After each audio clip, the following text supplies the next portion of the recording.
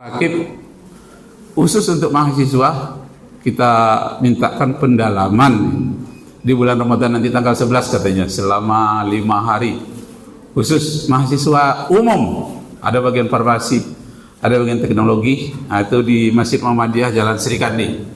Udah 5 kali kami adakan, ini mungkin yang ke-6 nih di bulan Ramadan ini. Nah, apa yang dia inginkan? Yang bagi orang yang tak masuk pesantren, sekolah umum, dia menginginkan nanti berdakwah kepada orang non-Islam. Bagaimana berdakwah dengan orang non-Islam itu? Membuktikan keberadaan adanya Tuhan. Tidak bisa melalui baca Al-Quran. Kita baca Allahul ladzi khalaqas samawati wal ard wa ma bainahuma fi sittati ayyam. Geleng-geleng kepala saja orang Amerika sama orang Rusia. Kenapa? Kepercayaan dia ke Al-Quran nggak mau kami nerima, katanya kami tidak Islam.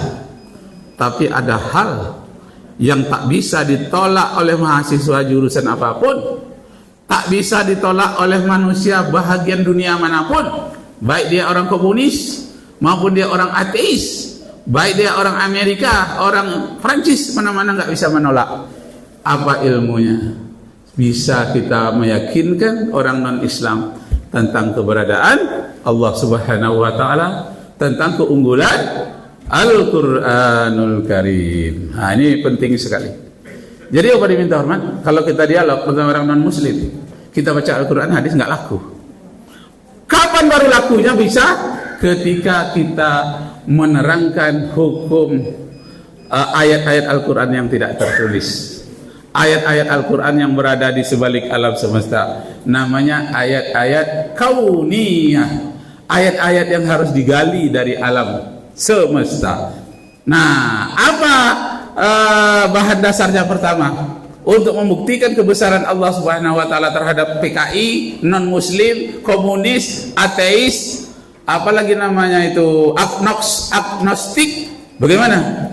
Caranya adalah melalui hukum sebab akibat. Sekomunis-komunisnya orang, seateis-ateisnya orang percaya dengan hukum sebab akibat. Baik dia orang Amerika, orang Rusia, orang Afrika, percaya dengan hukum sebab akibat. Apakah dia beragama atau tidak, percaya dengan hukum sebab akibat. Itulah yang kita pergunakan untuk memualafkan orang-orang non-Muslim memakai hukum sebab akibat. Misalnya, apa diminta hormat, Tuhan itu tidak ada katanya, kata orang ateis. Nah, kalau kamu katakan Tuhan itu tidak ada, bagaimana kok alam ini bisa muncul? Muncul dengan sendirinya. Itulah yang tidak logis. Kok bisa muncul dengan sendirinya tanpa ada sebab akibat? Alam ini adalah akibat.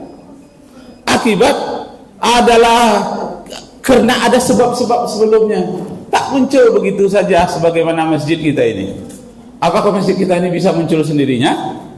Tidak bisa. Tentu ada sebab-sebab sebelumnya. Pasti ada penyebabnya. Begitulah alam semesta ini. Tak mungkin dia muncul dengan sendirinya. Tak logis. Pasti ada penyebabnya. Dikasihlah penyebab-penyebab. Ternyata penyebab-penyebab terjadinya alam semesta ini sudah dipelajari orang 3000 tahun sebelum Masehi. Yang paling topnya itu di zaman Yunani. Aristoteles mempelajari. Iya ya, sebagai seorang filosof, dia berpikir hukum sebab akibat, pasti ada penyebab dari terciptanya alam semesta ini. Nah, orang Yunani menyebutkan hukum sebab akibat. Dari akibat pertama dia sebut dari hukum kausalitas, hukum sebab akibat itu, maka dia katakan adanya prima causa, penyebab pertama. Tak mungkin tanpa ada sebab alam ini terjadi. Nah, mulai.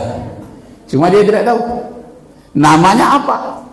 Karena dia tidak tahu namanya siapa, karena dia bukan nabi, dia cuma pelosof, maka dia ada Mr. X.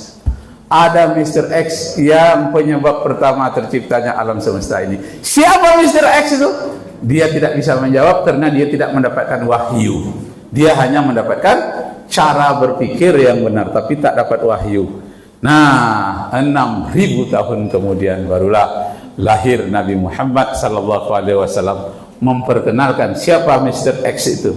Penyebab pertama sehingga alam semesta ini muncul dijawab di dalam surat Toha ayat yang ke-14. Qul innani anallah.